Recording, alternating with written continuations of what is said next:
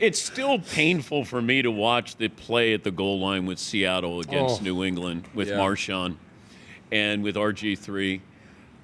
If you were in that situation, and Darrell Bevell calls the play, is there a check down? I mean, can you change the play, do you think, if you're RG3 in that moment? Yeah, you can. You know, what you really do is you listen to the play, and then you act like your headset went out. You go, oh, what? I can't hear you, huh? And you hand the ball off to Marshawn Lynch. And listen, I've done it before in my career when I heard a play come in and I didn't love the play call in that moment, in that situation, and I changed it. But not with the Super Bowl on the line. You have to, there's some truth to what Marshawn, Richard Sherman, Cam Chancellor have alluded to, that was a glory moment. They wanted. Does that make sense? They wanted Russ to be the MVP, I thought. I don't necessarily disagree with that because I know coaches in my own career, when we've gotten into the red zone, they have made calls because they want a guy to get the numbers. They want a guy to have more rushing touchdowns or whatever it may be. So I think it was a glory moment, and they gave him the option to throw that slant. And if you're the quarterback in that moment, you have to say to yourself, what's the smartest play I can make here?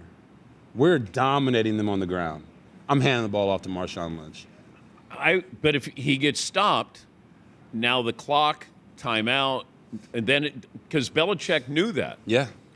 But just the fact that the most unsung part of that is Browner jams the receiver, right, so he can't have a pick, and the fact that they practiced that on Wednesday. You know, McCourty told us. He said, you know, that's the key. You jam the guy who's going to pick, and Malcolm has free reign. You got to go straight ahead. Yeah. And, I mean, it's the greatest play in Super Bowl history. And he's coming from depth, so if they don't run the slant and they turn it into a corner route or something, he's just going to collision the receiver and then kind of go with him. I thought a run-pass option allowed you to – Russ could run, or if you're going to throw it, nobody's around it. You can throw it away. I don't blame Russell Wilson for making the throw. I blame the coaches for making it an option.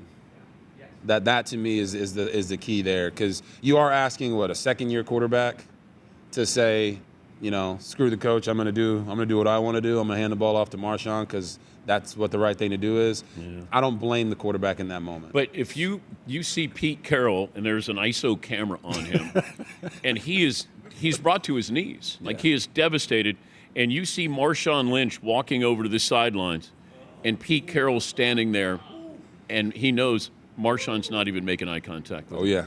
It's the kind of play that makes a player hate you forever. And I think we've heard over the years that there's some of those defensive guys, and including Marshawn, that hate that staff, despite the fact that they won a Super Bowl together. But did they turn on Russ after that? Oh, 100% they turned on. But why? Because when losing happens, especially at the highest level, they're all looking for someone to point the finger at. Now, say they hand it off to Marshawn and Marshawn doesn't get in. Do you think Marshawn's as hated as Russell has become over the years? No. Not at all. No. Because that was the obvious play to make. And, of course, Marshawn's like, you know, he's like Snoop Dogg. He can smoke weed and do whatever he wants to do. And they're like, yep, we love you. That's just Marshawn being Marshawn. You know? But Russell can go to, you know, children's hospitals and give back to the community, and they're like, yeah, screw that guy. I don't agree with that, but at the same time, when you lose at that level and everyone's like, this is the obvious decision to make, they're going to point that finger. And I think they continually pointed at Russ more than they pointed at Pete or anyone else on the side. I know. And he was the best player on the field that night. In my opinion, I thought Russ was better than Tom. He was. And man, you just have that one play.